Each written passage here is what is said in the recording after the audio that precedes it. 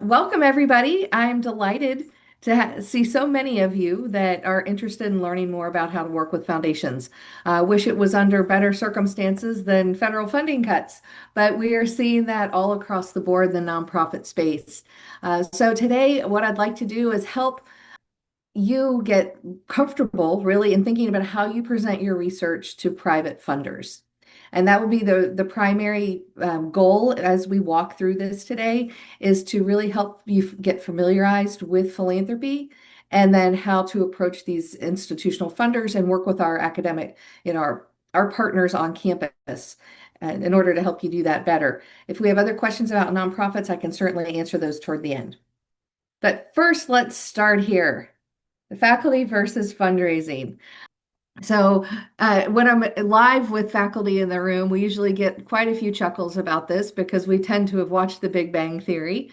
But here's part of the script of one of their episodes, and it's poking a lot of fun at different disciplines and stereotypes that we have. But the reality is, and each of the times the show addressed it multiple times, where the university president forced the scientists to go into a fundraising situation they weren't comfortable with. So why is it sitcom material, right? The reality is most of the time it's because it's so close to the truth. Fundraising is not something that if we're trained as researchers, that it's not top on our list. It's nothing that we've necessarily been trained to do. So when we think about it, we are rewarded, right, with teaching service and research. And if you're truly focused on research and working here in a sponsored research environment, then that's primarily where we're thinking about it. And if you're uncomfortable with this idea, just like in the TV show, if you're uncomfortable with fundraising, you should feel like you are absolutely in the majority among all faculty members because we are not trained in professional fundraising and private philanthropy. So my PhD is in philanthropic studies from the Lilly Family School of Philanthropy. And if I wasn't trained on how to raise money for my research, nobody else should be. People in poultry science and architecture and, the health sciences, you name the discipline. So it's something that I think we could probably do a lot better. I've looked at multiple doctoral training programs that they do not include any sort of fundraising. So we want to give you a few tips here that will help you advance and get more comfortable in finding funding, especially given the fact that we are seeing a reduction in traditional government grants, which we're more likely to be trained to use.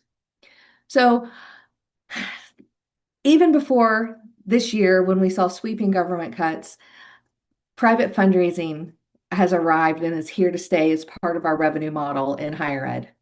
Long, long ago, in some distant land far away, state universities used to be fully funded, or at least very close to it. But we haven't seen that in about 25 years. So I've pulled some philanthropy research quotes to help show where we are in this space.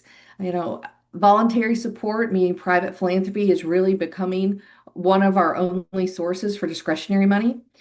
So much of our other money that we are receiving as an institution is earmarked or at least designated. This is the word we use in private philanthropy. And when private philanthropy used to be excellence money, our operations were covered, and then we could just go raise money to do something special for our students, have internships, offer different scholarships, provide our faculty with more research funding. That's not the case anymore. And really, quite frankly, private philanthropy is becoming more and more central to universities' existence. So it's something that even though we haven't been trained in our disciplines to do this, this is a really important skill for faculty members to develop. Okay.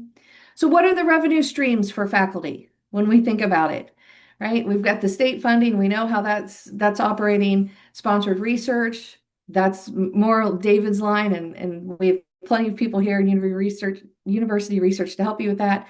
But today I want to talk about the one on the far right, the private philanthropy. So institutional funders, individual donors. And I would ask you to pause and just think about which of these budget lines and revenue lines do you rely on to fund your work specifically? Okay. And if there's an area in which you know that you're not taking advantage of, that's something that we could actually, improve and try and direct more effort in that. And typically for faculty members, it's the last column in this private space. Okay. So, what are our perceptions of fundraising? Again, it would be fun to see and hear all of your responses to this. But when I go into a room of 100 people and say, what is fundraising? And what are the first things you think of? We tend to get some really negative responses. The first one, the B word, which we are not allowed to say, begging. And hopefully none of you feel that it's that, but there are quite a few people in the general population that have that perception. They have a fear of talking about money. It's not natural for them. They don't want to be asking for help.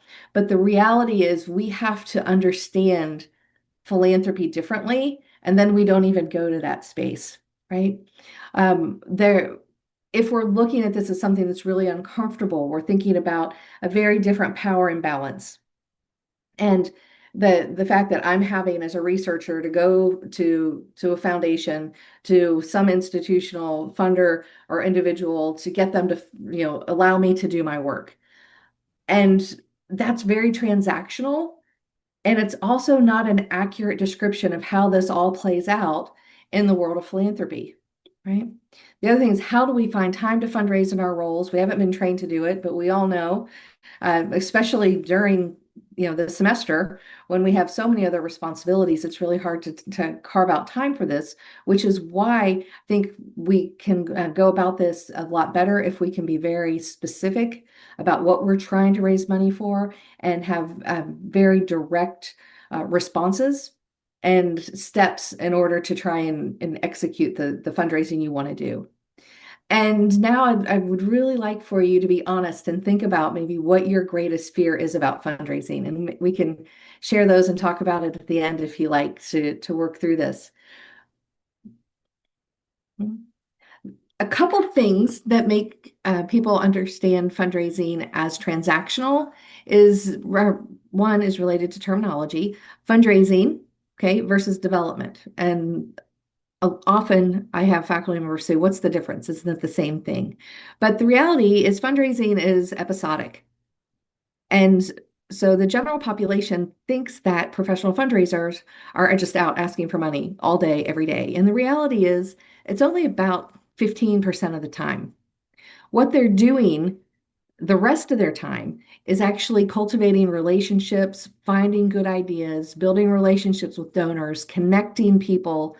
So connecting the faculty member to a donor, and then if you're doing this more on your own, if with a foundation that you've made a connection with, you're having like strategy sessions, you're asking for input. All of that happens over time. And so development is really what we're shooting for when we're trying to think about securing institutional funding. We want to have a long-standing relationship with these institutional funders, be able to have comfortable conversations, talk to them as partners, right? Because this isn't a transactional situation where you say, "Oh, I need money for my research." Uh, and this organization, has it's $1 billion corpus. The reality is they're also looking for good people to partner with, and we'll try and explain that a little bit more. Some of the challenges with language that can make fundraising a little distasteful and frustrating when we're working through the process is that it oversimplifies the process of fundraising. When we're thinking about it transactionally, we'll use phrases like, "Oh, we should hit up somebody," right? We're my favorite here. This is from some of our philanthropy research related to faculty members specifically, and they found that one of the common phrases was the development staff's not being aggressive enough in closing major gifts. I can assure you, there's not a major gift officer out there that isn't trying to bring in every gift that they absolutely can. The idea that there's low-hanging fruit, that is generally also not the case. Especially when we're at an institution as large as Texas A&M, people are overturning every possible opportunity that they can. Leaving money on the table. Sometimes we'll get frustrated because an ask has been made and it came back too quickly, right? Or somebody's asked too soon. And that's something that we can do. We get so excited, we'll ask somebody for 50,000 for our research when in fact another year we probably could have asked them for 500,000. So it's something that, we just have to make sure that we're not thinking about this in transactional terms, because using this kind of language is really off-putting to our fundraising partners and also to foundations and institutional donors if they ever hear it. Okay. So here's the quick course for philanthropy for academics. Okay. We define it in our field of philanthropic studies and nonprofit management. Philanthropy is voluntary action for the public good. And this is really important to think about framing it this way, as opposed to, I have research needs and there's a big foundation. How do I get to them? And then that power imbalance, like what do I need to tell them in order to get what I need? And the reality is with philanthropy, and all of these foundations are and program officers are operating from this perspective, they are supposed to be using the corpus of that foundation, whether it's a private foundation or an operating foundation. So, private foundation is more along the lines of a family making decisions. An operating foundation is when we have paid staff, professional program officers that are making decisions. They're operating from a perspective that they have to use that money strategically for the public good. And they're looking for really good partners. And how do we understand how this whole process works?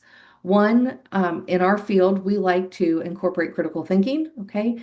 Philanthropy is absolutely multidisciplinary. We think that helps us understand it better, not just, again, a transactional or a sales perspective.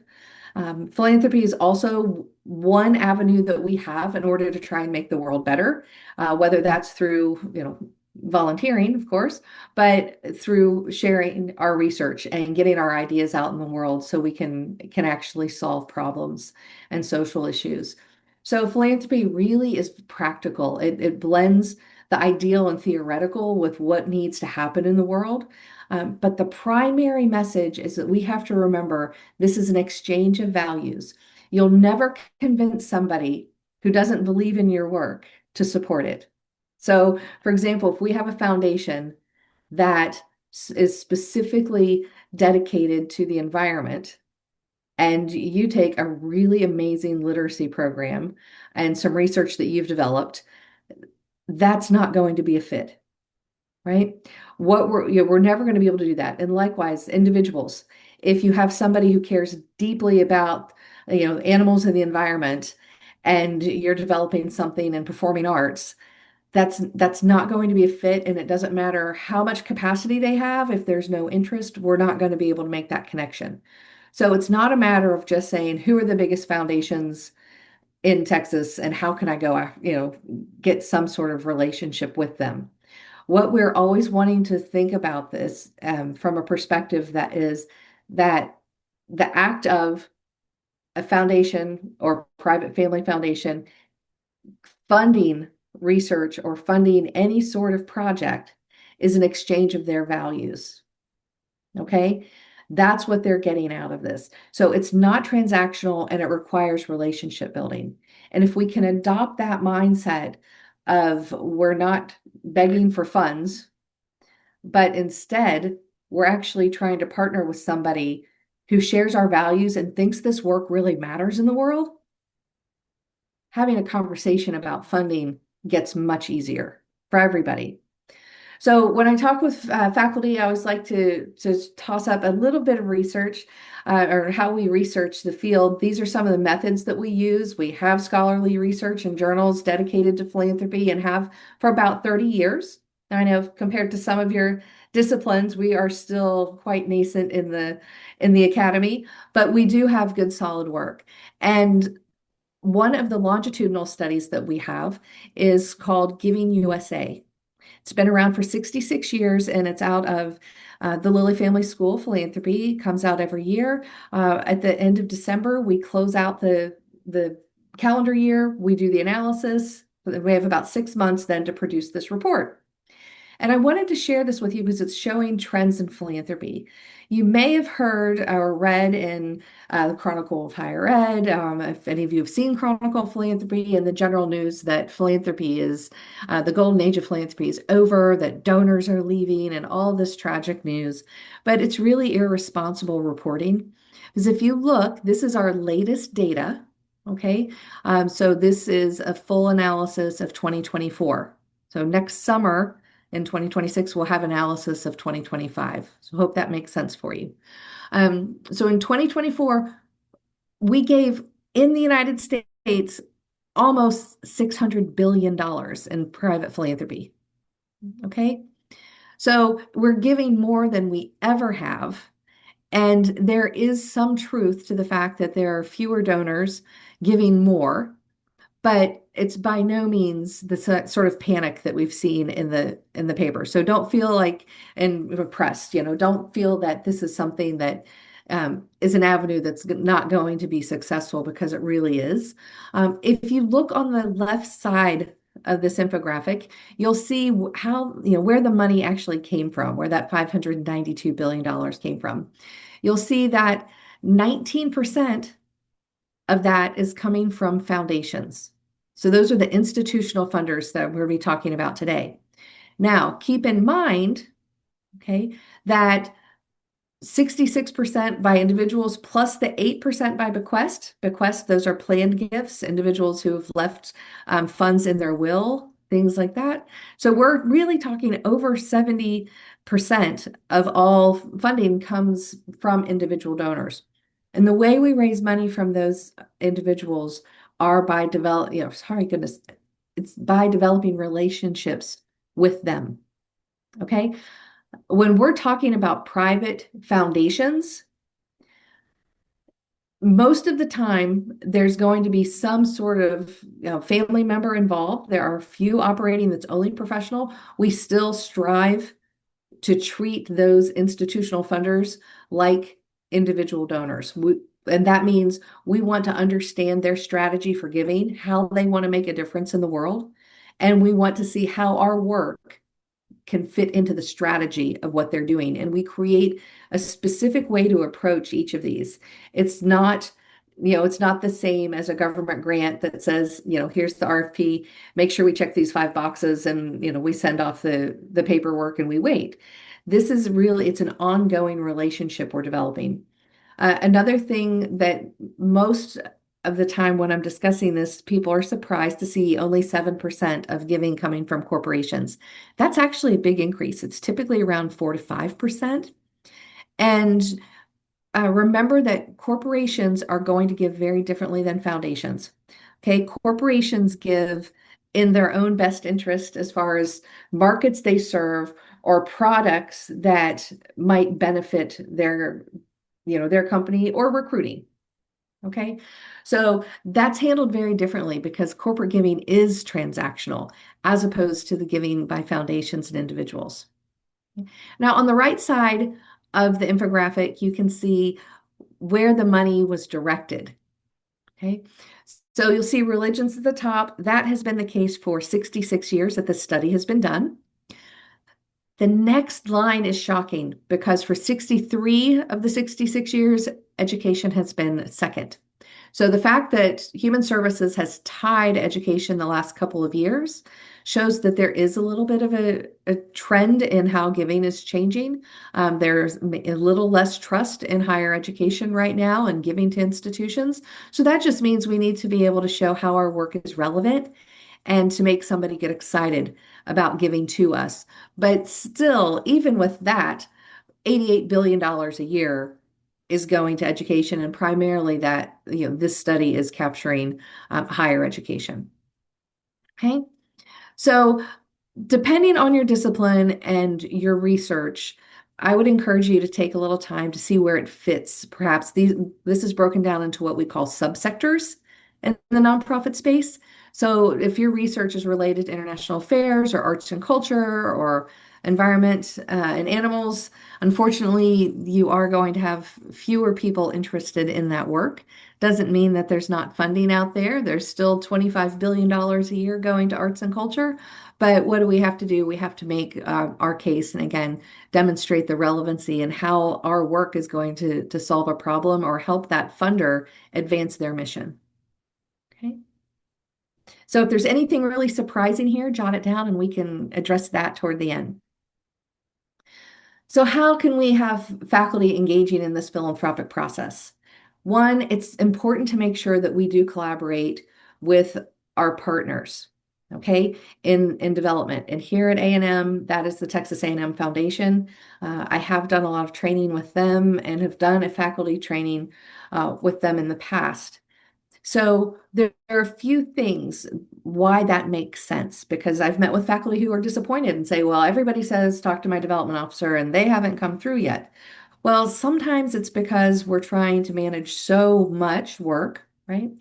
That the development officer doesn't necessarily understand your work or how it could meet the needs of these institutional funders. And as large as our staff is in the different fundraising arms at Texas A&M, we don't have nearly enough people to sit down one-on-one with you. So what I'd like to be able to do today is help you really figure out how to be a stronger partner and one that development officers can think of immediately and make it easier for you to partner with them to get in front of institutional funders with whom they already have relationships. Okay. So depending on the kind of foundation or institutional funder we're talking about, different people will be making decisions. So for example, I'm working with an operating foundation now. It's a family foundation, but they have staff members and they're running it more like a family office. Okay. So that means program officers are out doing the research and the work, and they present a slate of projects that should be funded to the board. In this case, the board is family members. They're the ones making the decisions. I've never met with a family member, but I have a very good relationship with that program officer. So that's commonly how this will happen. You may also have family foundations that take this on their own, and you'll be working with a family member who's making the decision, or a professional program officer. This is their job. A large endowment like Episcopal Health Foundation, for example, they have different, they have their own strategies and different program officers that are specifically tasked with making sure they advance the strategy by funding the right kind of research. Okay. So this understanding how they operate helps us understand why we treat them like individuals and build those individual relationships. All of these foundations have to give away 5% a year. That can include salaries and their office space and expenses, but still they're giving away 5%.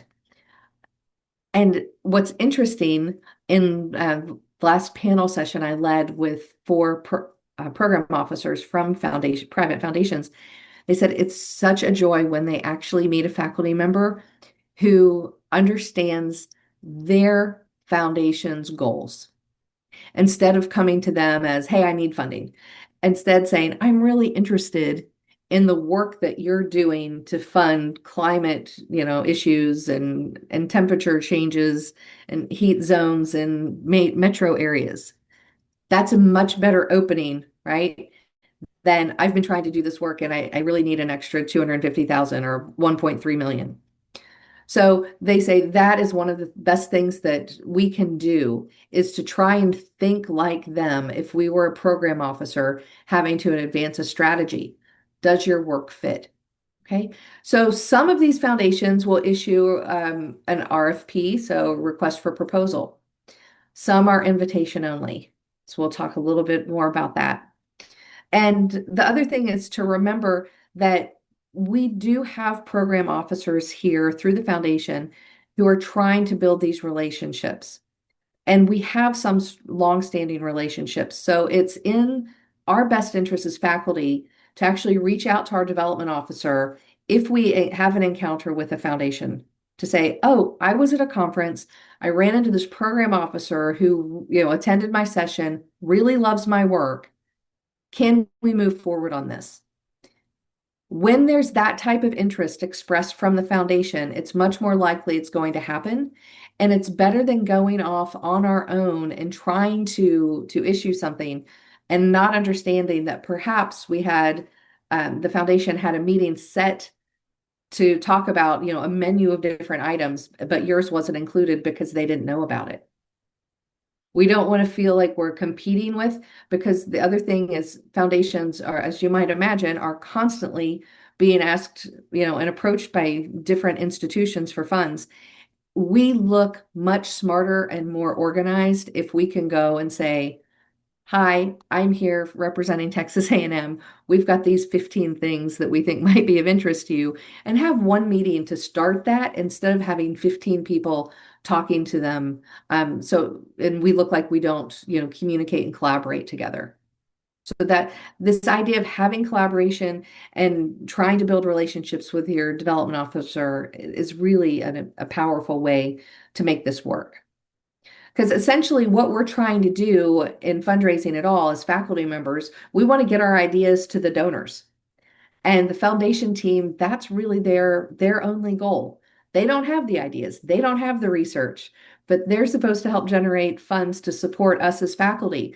So anything we can do to strengthen that relationship and say, "Here's what I'm doing, this is how it changes the world," so the development officer and foundation understand it, they can actually keep that in mind every time they're working with a donor. And when they hear a donor that says, "I'm interested in, whatever research this is," they can say, "Oh, I remember that was, Dr. Taylor, Dr. Seaworth. Yeah, I have to make sure and connect them." So that's part of why, even though, and it's not just at A&M, trust me, I've been at multiple universities and in trainings, I find faculty get really frustrated with the development office because they wish they could just, tell them how much we need and they show up with the money in 6 months. But this is a longer term process, but it always helps to have a strong relationship. So think of it as you want the development officer to say, "Oh, yeah, out of this department, I know these are three people that I can really put in front of donors because they're ready to share their research." So this is just another way of showing our roles and how we do this. Development offices couldn't exist without faculty members out doing great work, right? Maybe they could raise some scholarship money, but they need our ideas, right, as they go out and talk with donors. So when you think about it, that gives you a really unique role in explaining your work to prospective donors, okay? And academic conversations lead to connection. That is the best way that I've been able to really try and think about this work, is that we know, in understanding philanthropy, that because we use trust theories, we work with marketing, we work in communication theory. And part of what we know is that having mutual influence is going to positively affect whether or not a donor wants to give. So um, who better, right, than a faculty member who has really great skills in teaching and critical thinking, and the people who've actually designed the research? Who's better to actually have a thoughtful conversation with funders who are trying to accomplish something in space than the faculty member themselves, right? So a lot of the skills that we have as faculty are directly transferable to being good fundraisers, but we don't think about it because we've never been told this is part of our work. Um, and essentially, faculty members can be the most effective fundraisers on campus. And I always loved that when I was doing fundraising back in the day, since I've walked in on both sides of this. I always loved the faculty member who understood that they had more influence over the gift than I could ever have. What I do is introduce people, then basically give the faculty member an opportunity to share their genius in an understandable way. So that's another thing that we have to really be thoughtful of. Um, Donors absolutely love this because if we're thinking about somebody who has the opportunity to give 1 million, 5 million, 10 million to a project, whether they're working in the professional philanthropy space as a program officer or a family member running their foundation, what is that they could get out of it, interacting with us? They love feeling like they're able to influence something that they care deeply about. There aren't many foundations that anymore that just say, well, we'll give to anything within a 60-mile radius. Instead, philanthropy has become much more strategic over the last 15 years. And so when you're talking with these prospective funders, and if you're able to say, I see what your strategy is, I'm working on the same kind of thing, this is important, that's where the exchange of values comes into play. Okay. And the donors feel like they might have some influence on perhaps how policy is shaped or, some sort of, new design that's going to be better for the environment, whatever, your research is advancing. So the the very short and sort of cheeky way of saying it is these wealthy institutional funders and donors, they like to talk to smart people. They want to feel like they're in the room. They aren't they aren't at the cutting edge research space. That's not what their skills are. It's not where they live most of the time. But what they want to do is bring their life experience and their time now, and devote their philanthropy to trying to advance research and work that matters in the world. And that's where faculty members come into play. So it's really a very natural fit, but we have to get this whole idea out of the way that we're trying to, beg someone for money, but instead that these are partners that are going to help us make a difference in the world. Okay. The other thing is we can benefit by having multiple positive relationships on campus. If somebody's going to consider giving, $5 million to a center, that program officer is probably going to want to talk to more than just the development officer, right? Absolutely. They're going to want to hear from the faculty member. They're going to hear from who's going to be directing that. They're going to know the strategy and understand the rationale for why it's happening. They're going to want to talk to the dean. They might want to talk to the president if it's a large enough gift. So all of these positive connections actually increase the likelihood that we're going to have funding and long-term funding. Okay. So how do we begin identifying these opportunities? Okay. There are a few ways. First, I think you need to dig into your own research and answer these questions that I've given you. Of all the work you're doing, what do you think would be the most intriguing for a specific funder? If you know it is somebody who funds access to education and you have something in that, you would want to develop a strategy to talk to that foundation, okay, and to build a relationship with them and not try and force that on, for example, Episcopal Health Foundation, that's not one of the things that they would ever consider funding. So we want to be smart about how we're directing our time and energy. So, think about your projects, what you would like to have funded, and have essentially a menu of options that different funders may be interested in. Scope out a project that can be easily understood, okay? And then be able to explain the rationale for the research and why it matters. What makes your research unique and how is it going to benefit, being at Texas A&M, how's it going to benefit Texas? How's it going to benefit beyond that? Okay, so you need to be able to answer these questions. And as we're describing our research, we have to remember to be able to explain it in a way that you would with maybe Aunt Sally at Thanksgiving dinner. Okay, because one thing that's extraordinarily off-putting for donors and institutional funders is when we come in as faculty members unintentionally, but we come across as really arrogant or using jargon that they don't understand. So somebody who cares deeply in an issue but is not steeped in research can leave feeling really bad from a great lunch meeting and a meeting that could have actually developed a strong partnership. So I'm going to give you an assignment to work on for that.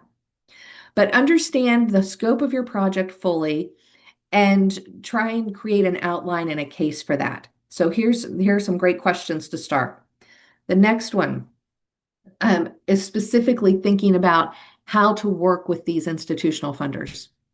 And these tips here have come from uh, institutional funders and program officers that I've worked with in the last year. And one of their biggest frustrations is please take time to examine the website and understand their strategy and process. They get very frustrated when, for example, the literacy project comes to an environmental foundation.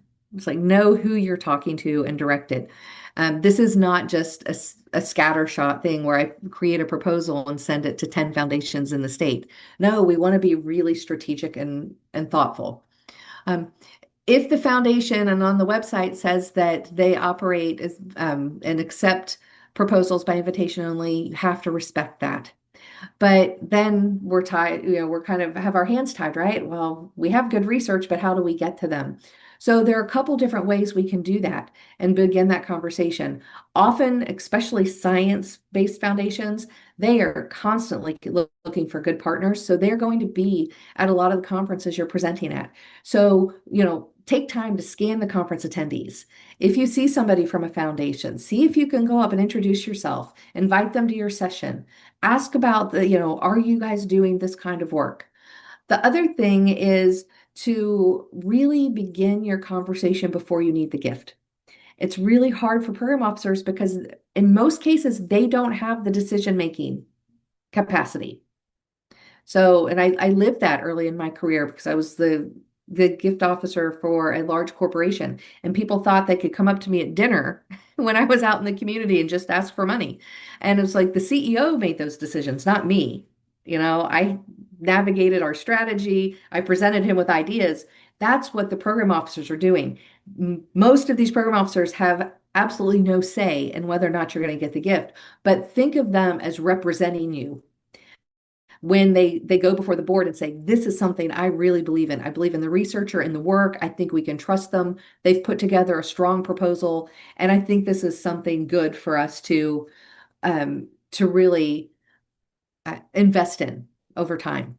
Okay, so when try and think of developing relationships where you're actually creating opportunities to work with these program officers as thought partners.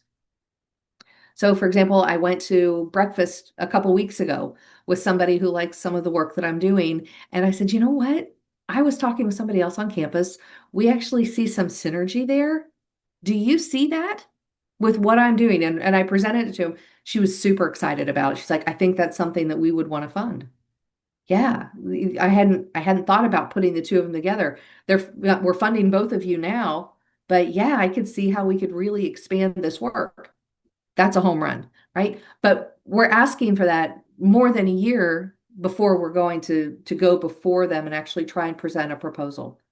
So again, online, when you have this opportunity or you're given an invitation, right? So that might be a letter of inquiry or an RFP. The different language is used. Follow those instructions to the absolute last detail. Okay, we're good at doing that as faculty members. But once that program officer says, yeah, I think this might be something we're interested in, send us a letter of inquiry. And that's a quick summary of your research. Okay. Make sure that you submit it when they ask you to, because the more strategic we're getting, they're trying to narrow their workflow and not manage everything that they fund every quarter, but instead they'll say, we'll do environmental proposals in Q3. They may tell you in January, this is something we want to fund. Don't rush it and try and get it in the first quarter because they won't consider it. And you're only allowed to submit once a year. So we really have to learn to play their rules. But we can do that by communicating with them. Once we do get the gift, this is also critical, is to continue to communicate frequently and honestly with them. So you've already created this partnership with them. You've been given the opportunity to submit a proposal. Don't stop talking with them at that point and go, oh no, now we work for them. That's not what program officers want. They want updates. They want us to know like, oh, wow, that equipment we needed, there's a delay. We're not going to get it for 4 months. Send them an email. Let them know. Keep them in the loop. They're not going to take that funding away, but it's going to make more sense to them at the end of the year when you send a report in if they heard oh, we have a 3 or 4 month delay on some of the equipment we need, so we're going to have to push this back a little. They're more than happy to work with us, but what they can't work with are surprises. So we have to, continue the partnership after we get the funding and then be able to report, honestly, this is what we spent, this is how we used it, and then more importantly, to demonstrate the impact of your work. Right. At that point, we also, when you're reporting, it's perfectly fine to say, is there a way that you can help, share this work with the world? The one other thing I would say before we jump to the cultivation piece is knowing whether or not like an institutional funder wants to be recognized. Because there are many foundations that want to remain anonymous. And if you break that, you'll never be funded by them again. So that's the one thing to know that's up front. But even if they're anonymous, they still might share the work that you do. So don't let that get in the way. Okay, almost done. Couple more. Um, when we're working with, building or working toward building a relationship, what we're going to do is identify this, foundational donor, this private family foundation.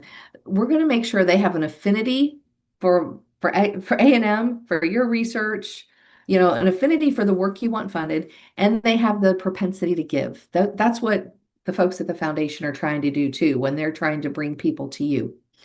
So once we know, like, hey, this foundation's interested in what I do, you want to think about a individual strategy. How can you get to know them better?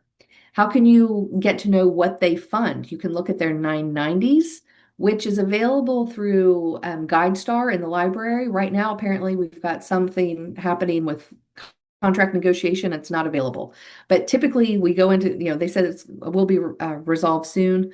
But you can go into a foundation's 990 and you can see every project they've funded for the year, how much they've funded, and you can see, are there any projects like mine? Do they only give in Tennessee? Well, then if I'm doing research in Texas and my sample's all here, then I shouldn't waste my time there. So the 990s can really help direct that and help you find out, do they have an affinity for the kind of work? And then you're going to do the steps of following up. If you meet with a program officer, take the time to, send the thank you note. Thank you for meeting with me. Loved our conversation. I really think we are onto something here. Let me send you some more information, right? And then follow up with that. Take time to send handwritten notes. If you have a lab, invite them out for a site visit. And the development office can help you do this. This is their job. So as a faculty member, you have to understand how to talk about your research in a way that fits institutional funder strategy. But you shouldn't have to be doing all these next steps. Your development officer is actually the person who should be doing that and partnering with you. Okay. Um, I mentioned a few minutes ago that it's really important that we understand how to explain our research to donors. Okay, and this can be tricky. I said we have to be able to explain it in just a couple minutes.